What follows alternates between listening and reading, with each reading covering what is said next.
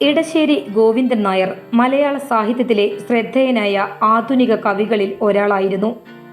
ഗ്രാമീണ ജീവിതത്തിൻ്റെ ലാളിത്യവും മനുഷ്യൻ്റെ ആത്മബന്ധങ്ങളും പ്രകൃതിയോടുള്ള അടുപ്പവും ആവിഷ്കരിച്ച കവിതകളിലൂടെ അദ്ദേഹം പ്രത്യേക സ്ഥാനം നേടി. അമർച്ച ചെയ്യപ്പെട്ട ജനതയുടെ ദുരിത ജീവിതത്തിൻ്റെ മുഖം വരച്ചിട്ട മഹാകവി ഇടശ്ശേരി ഗോവിന്ദൻ നായർ അന്തരിച്ചിട്ട് അരശതാബ്ദം പിന്നിട്ടു. ഡിസംബർ 23 മഹാകവിയുടെ 119-ാം ജന്മദിനം കൂടിയാണ്. 12-ാം വയസ്സിൽ കവിത കുറിച്ചു തുടങ്ങിയ ഇടശ്ശേരിയുടെ പൂതപ്പാട്ട് മാത്രം മതി ഇടശ്ശേരി എന്ന കവിക്ക് അനശ്വരനാകാൻ. മലപ്പുറം ജില്ലയിലെ പൊന്നാനി പ്രദേശവുമായി ബന്ധപ്പെട്ടാണ് അദ്ദേഹത്തിൻ്റെ ജീവിതവും സൃഷ്ടികളും വളർന്നത്. സാധാരണക്കാരുടെ ജീവിതാനുഭവങ്ങൾ, കൃഷി, ഗ്രാമസംസ്കാരം, മനുഷ്യവേദനയും സ്നേഹവും എന്നിവയാണ് ഇടശ്ശേരിയുടെ കവിതകളുടെ മുഖ്യ വിഷയങ്ങൾ. തികച്ചും ലളിതവും ഹൃദയസ്പർശിയുമായ ശൈലിയാണ് അദ്ദേഹത്തിൻ്റെ രചനകളുടെ പ്രത്യേകത. മലയാള ആധുനിക കവിതയ്ക്ക് ഗ്രാമീണ യാഥാർത്ഥ്യത്തിൻ്റെ ശക്തമായ ശബ്ദം നൽകി. പ്രകൃതിയും മനുഷ്യനും തമ്മിലുള്ള ആത്മബന്ധം ആഴത്തിൽ അവതരിപ്പിച്ചു. സാമൂഹിക ബോധമുള്ള കവിതകൾ രചിച്ചു. പൂതപ്പാട്ട് ഇടശ്ശേരിയുടെ ഏറ്റവും പ്രശസ്തമായ കാവ്യസൃഷ്ടികളിൽ ഒന്നായി കണക്കാക്കപ്പെടുന്നു.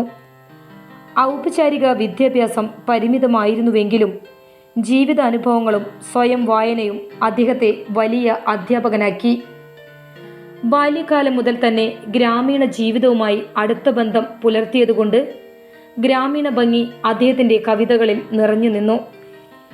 ഇടശ്ശേരി കവിതയെ ജനകീയതയിലേക്കും യാഥാർത്ഥ്യത്തിലേക്കും നയിച്ച കവിയായിരുന്നു. കൃഷിക്കാരൻ, തൊഴിലാളി, സ്ത്രീ, കുട്ടി, പ്രകൃതി ഇവരാണ് ഇടശ്ശേരിയുടെ കവിതകളിലെ നായകന്മാർ. മാർക്സിയൻ പ്രത്യയശാസ്ത്രം നാട്ടിൽ വേരുറപ്പിച്ച് പടർന്നത് 40കളിലായിരുന്നു. വർഗസമരത്തിൻ്റെ ഇടശ്ശേരി കവിതകൾ പിറന്നത് സംഘടിത ശക്തിക്ക് മർദ്ദകർക്കെതിരെയും ചൂഷകർക്കെതിരെയും പൊരുതാനുള്ള മനോബലം ഒന്നിനൊന്ന് കരുത്താർജിച്ചു വന്ന കാലം. പ്രത്യയശാസ്ത്രത്തിൻ്റെയും സാഹചര്യങ്ങളുടെയും കരുത്ത് സ്വാഭാവികമായും ഇടശ്ശേരിയെയും സ്വാധീനിച്ചിട്ടുണ്ടാകുമെന്നതിനെ കവിതകൾ തന്നെയാണ് സാക്ഷി. ഒരു കൂലിപ്പണിക്കാരൻ്റെ ജീവിത പടവുകൾ ഇടശ്ശേരി വരച്ചു കാണിച്ചത് നമുക്ക് കാണാം. ഇടയുള്ളോർ വാദിപ്പിൻ, മാർഗവും ലക്ഷ്യവുമിടറിയോ ഞാനൊന്ന് തലചായ്ക്കട്ടെ എന്നും പറഞ്ഞുകൊണ്ടാണ് ബുദ്ധനും ഞാനും നരിയും എന്ന കവിതയ്ക്ക് വിരാമമിടുന്നത്. കാലം മാറിയാലും ഇടശ്ശേരി ഗോവിന്ദൻ്റെ വാക്കുകളും നിലപാടുകളും മലയാളിയുടെ മനസ്സിൽ എന്നും ജീവിക്കും. അദ്ദേഹം കത്തിച്ച ചിന്തയുടെ തീ തലമുറകളിലൂടെ പടരും.